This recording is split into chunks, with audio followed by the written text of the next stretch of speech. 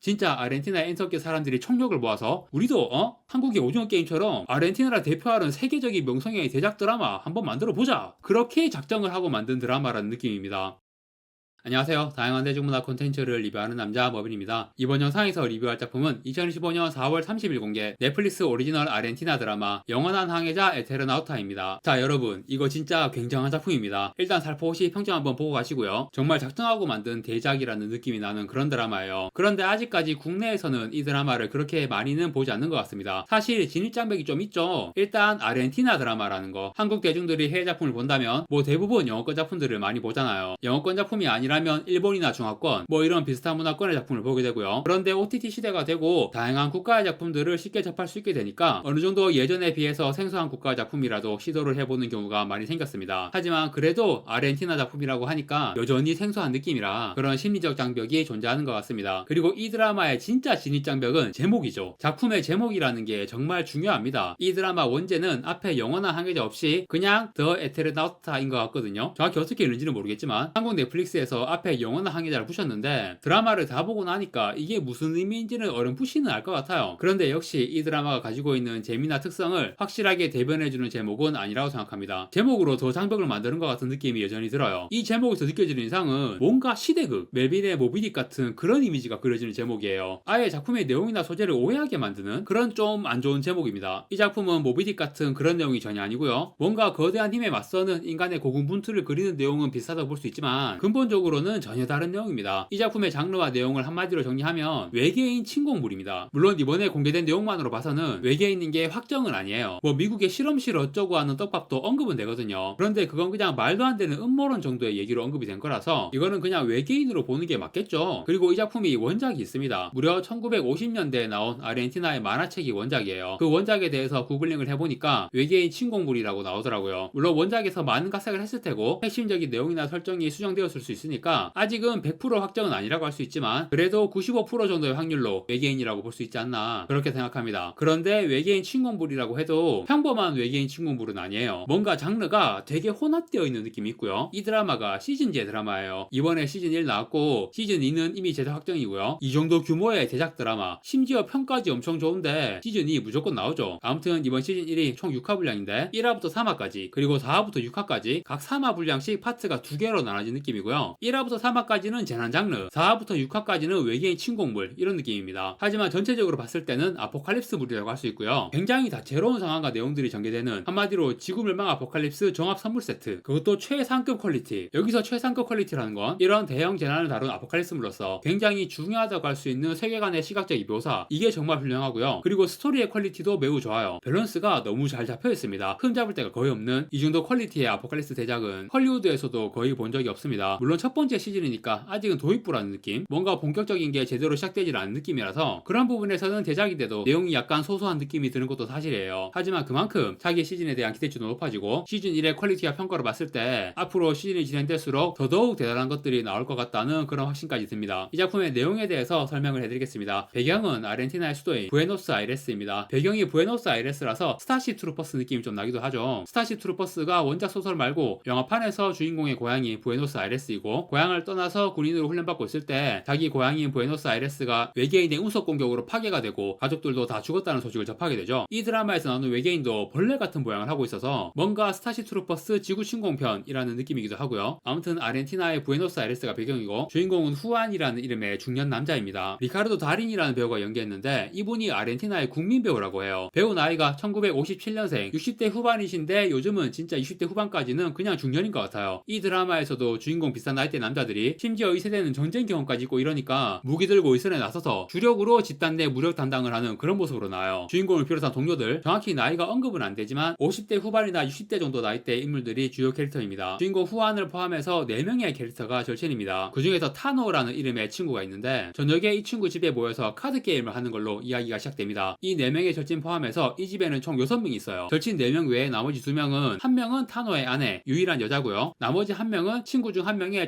상암이에요. 그냥 뭐 할 일 없어서 따라온 것 같은 느낌으로 절친 모임에 슬쩍 끼어 있습니다. 이렇게 6명이 집에 있는 상황에서 재난이 벌어져요. 자, 이 재난이 외계인 침공 사태라는 건 나중에 밝혀지긴 하지만 처음부터 그거를 알고 보면 이 침공의 단계가 굉장히 체계적이에요. 1차 공격은 EMP입니다. 온 도시가 정전이 되면서 시작돼요. 나중에 밝혀지지만 이 사태는 남미 대륙 전체에서 동시에 일어났습니다. 그리고 아마 남미 대륙뿐 아니라 다른 대륙에서도 일어났을 가능성이 높긴 한데 거기까지는 정확히 나오진 않았고요. 아무튼 정전이 딱 되니까 다들 뭐 대수롭지 않게 생각하죠. 작품의 배경 시점이 여름이라서 이미 전력 부족으로 도시 여기저기서 일상적으로 정전이 발생하는 그런 상황이었어요. 그런데 전기가 다시 들어오길 기다리다가 창밖을 보니까 길에 사람이 쓰러져 있는 거야. 그리고 도로를 달리던 자동차가 도로를 이탈해서 어딘가에 쾅 막아. 그런 걸 보니까 혹시 밖에 독성 물질 같은 게 유출이 된 건지 의심이 들잖아요. 그런데 창문으로 냉기가 싹 느껴지는 거야. 여름인데 갑자기 겨울 날씨가 된 거예요. 그리고 눈이 내려. 첫 번째 공격이 EMP, 두 번째 공격은 독성 눈을 뿌리는 거예요. 이 눈은 피부에 닿는 순간 즉사. 이 두 번째 눈 공격으로 남미 대륙에서만 수백만 수천만 단위의 인구가 죽은 것 같고요. 주인공 일행들 6명. 자, 이런 재난이 벌어졌을 때 정확한 사태를 파악하기 전에 누군가가 희생이 되는 건 필연입니다. 친구 중에 한 명이 가족이 걱정된다며 집에 가야 한다고 밖에 나갔다가 눈을 맞고 죽습니다. 그래서 5명이 남게 돼요. EMP 공격으로 휴대폰도 다 안 되고요. 전자장비가 전부 망가졌어. 자동차도 시동이 안 걸리고. 그런데 눈에 맞지만 않으면 된다는 걸 알았으니까 몸에 옷이나 비닐을 겹겹이 두르고 얼굴은 마침 그 집에 방도면이 한 개 있어서 주인공 후안이 그렇게 보호장구를 갖추고 밖으로 나갑니다. 그리고 가족들을 찾아 나서죠. 아내하고 딸이 있는데 아내하고는 아마 이혼을 했나? 정확히 기억은 안 나는데 아마 그럴 거예요. 아내 집에 가보는데 아내는 있지만 딸은 친구 집에 놀러가서 없대. 그래서 초반에는 후안이 아내와 함께 딸을 찾으려는 내용, 딸의 친구 집 주소를 알려고 학교에도 갔다가 여기저기 다니는 내용들이 나오고요. 그런 식으로 3화까지는 소수 인원의 생존기, 내용이 좀 느릿하게 진행됩니다. 이 작품에 대해서 다른 리뷰들, 뭐 블로그 리뷰나 이런 거 보니까 속도감 있는 전개가 아니라서 좀 지루하다, 이런 호평도 꽤 있더라고요. 그런데 저는 오히려 그렇기 때문에 이 작품이 마음에 들었어요. 아포칼립스 장르에서 그런 사태가 벌어진 초기 내용이 가장 재밌거든요. 그런데 뭐 예를 들어서 워킹데드, 주인공이 병원에 한참 누워있다가 눈 떠보니 이미 세상이 망한 지 한참 지나있죠. 그리고 최근 작품 중에서 라스트 오브 어스, 초반에 막 사태 벌어지고 차 타고 탈출하는 내용 나오다가 갑자기 20년 뒤 이러면서 훌쩍 건너뛰어버리고, 아포칼립스 사태의 초기 단계 스토리가 가장 재밌는데 이거를 건너뛰는 작품들이 이 장르에서 굉장히 많아요. 그래서 저는 이 드라마가 느리게 진행되는 게 오히려 좋았습니다. 사태 발생 초기 단계, 소수 생존자 집단이 직면하는 다양한 위기와 갈등 상황들, 그것을 극복해내는 과정들, 정말 현실적인 감각으로 차근차근 일어날 일들이 하나씩 진행되는 거예요. 이런 내용들을 진행하면서 절묘하게 밸런스를 유지하는 게 특히 마음에 들었습니다. 위기와 갈등 상황들, 특히 이 장르에서는 바람 내용이나 바람 캐릭터 이런 거에 되게 안 좋은 반응이 많이 나오잖아요. 그런데 바람 내용은 필요해요. 그래야지 아포칼립스 사태의 위기감과 긴장감이 제대로 와닿는 거지. 하지만 그런 바람 내용을 넣으면서 적절한 타이밍에 해소를 시켜주는 게 중요하죠. 답답함을 제때 풀어줘야 합니다. 이 드라마가 그런 부분이 정말 좋았어요. 막 보면서 계속 어려운 상황과 위기들이 닥치는데 내용이 크게 답답하게 느껴지지가 않아요. 위기 상황을 극복하거나 새로운 희망적인 내용들이 나오면서 적절한 타이밍에 잘 해소를 해줍니다. 아포칼립스 장르에서 이런 초반 전개는 정말 이상적인 수준이라고 생각합니다. 괜히 임팩트 준다고 선을 넘는 내용이 나오거나 내용 전개가 폭주하거나 그런 작품들도 많은데 이 작품은 정말 밸런스를 잘 유지하면서 안정적인 아포칼립스 사태의 초반 전개를 보여주었다. 그 점에서 정말 높은 점수를 주고 싶습니다. 그리고 또 정말 절묘한 타이밍에 이제 슬슬 새로운 게 필요한 시점에 다음 단계로 넘어가죠. 4화부터 이제 거대한 풍뎅이 같은 모습을 한 외계 생물들이 본격적으로 등장하기 시작합니다. 그리고 5화에서 계속 내리고 있던 독성 눈이 그쳐요. 그래서 이제 밖을 자유롭게 다닐 수 있게 되는데 이 외계 생물들이 그동안에